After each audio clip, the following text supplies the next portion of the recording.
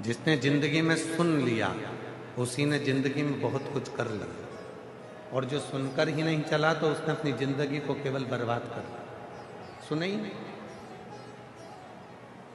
पर क्या सुनना है, कैसे सुनना है और क्या सुनकर अपनी जिंदगी में उतारना है, ये आपको आना चाहिए। ये कोई सिखाने वाला नहीं होगा आपको कि आपको क्या सुनना है और क्या नहीं सुनना और क्या अपनी जिंदगी में उतारना। अयोध्या में एक थी मंथरा। लोग कहते हैं उसने कैकेयी की बुद्धि बिगाड़ दी। शिव महापुराण की कथा श्री रामचरितमानस का छोटा सा संवाद लेकर चलती है। ऐसा नहीं कि राम कथा शिव महापुराण में नहीं है, छोटा सा संवाद रामचरितमानस का शिव महापुराण में वर्णन आता है। एक मंथरा अयोध्या के राज्य को डिगाने के लिए मंथरा ने केवल कैकेयी के कान नहीं भरे।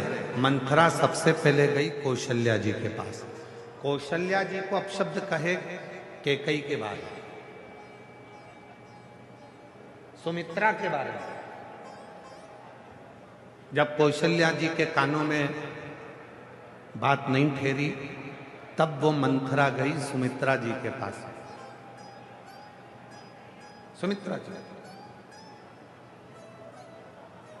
सुमित्रा जी ने भी उसकी बात नहीं मानी।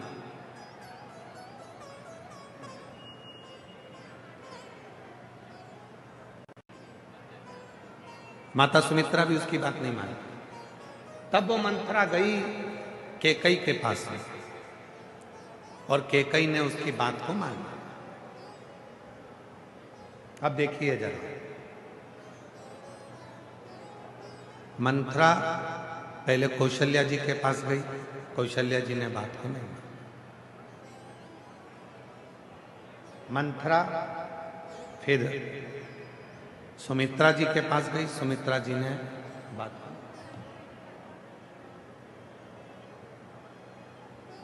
फिर मंथरा गई कैकेयी के पास और कैकेयी ने बात को मान ली।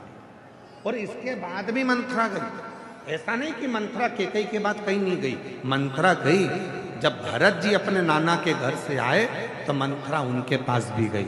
और जो भरत जी के पास जाकर मंथरा ने बोलना चालू करा तो भरत जी को गुस्सा आया और मंथरा को उठाकर पटक दिया।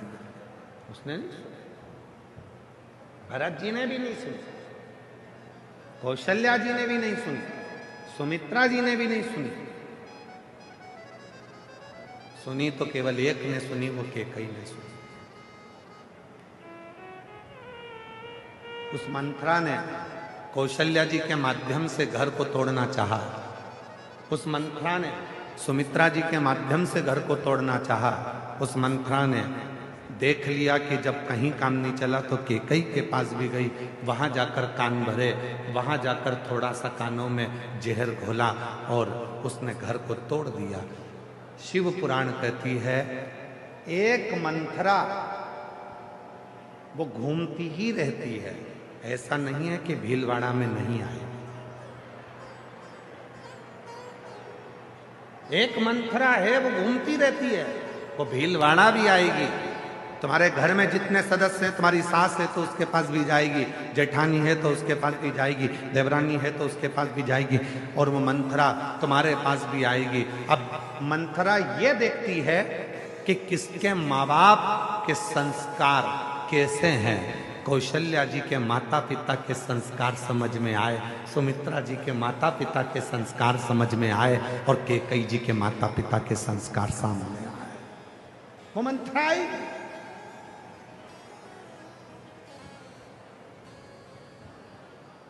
मंथरा जानती थी कि कैकेयी के माता साधारण नहीं थी।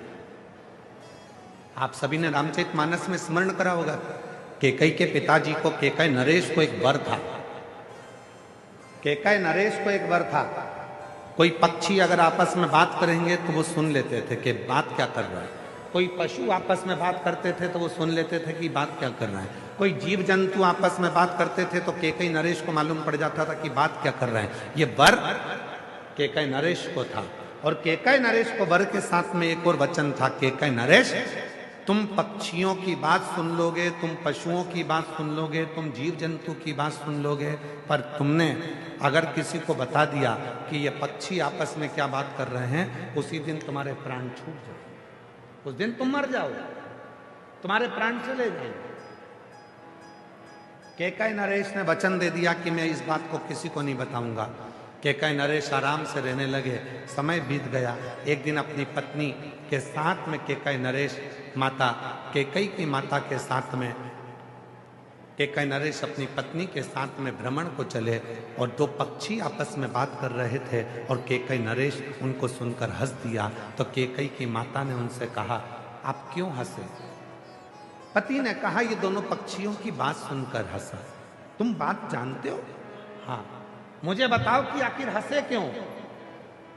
कैकेयी नरेश ने कहा, मैं बता नहीं सकता, अगर मैंने तुझे बता दिया तो मैं अभी के अभी मर जाऊंगा। पत्नी कहती है, भले अब भी मर जाओ, पर तुम मुझे बताओ कि तुम हंसे क्यों? क्या बात करी पक्षियों ने? तो कैकेयी नरेश ने बहुत समझाया अपनी पत्नी को कि मैं बताऊंगा और मर जाऊंगा, पर कैकेयी नरेश की पत्नी ने जिद पकड़ ली कि भले मर जाओ पर तुम मुझे बताओ। तब कैकेयी नरेश ने दोनों पक्षियों की बात जैसे ही अपनी पत्नी को बताया, बताते से कैकेयी नरेश के प्राण छूट गए, मर गया।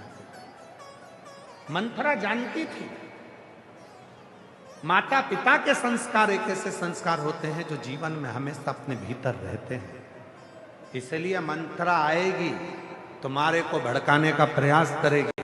बहू तुम्हारी गलत है, सास तुम्हारी गलत है, बेटा ऐसा है, बड़े बेटे ने ऐसा कर दिया, छोटे बेटे ने ऐसा कर दिया, उसने वैसा कर दिया, उसने वैसा कर दिया। ये मंथरा धीरे धीरे धीरे धीरे स्लो पॉइजन तुम्हारे कानों में देना प्रारंभ करेगी। और याद रखना, ये तुमने जो अगर मंथरा की बात को सुन लिया तो तुम्हारा घर टूट गया, फिर वो घर संभल नहीं पाया, फिर टूट कर ही रहता, टूट ही।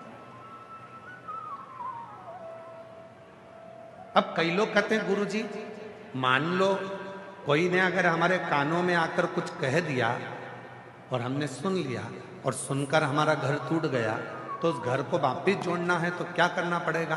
तो कितनी सुंदर बात कही है,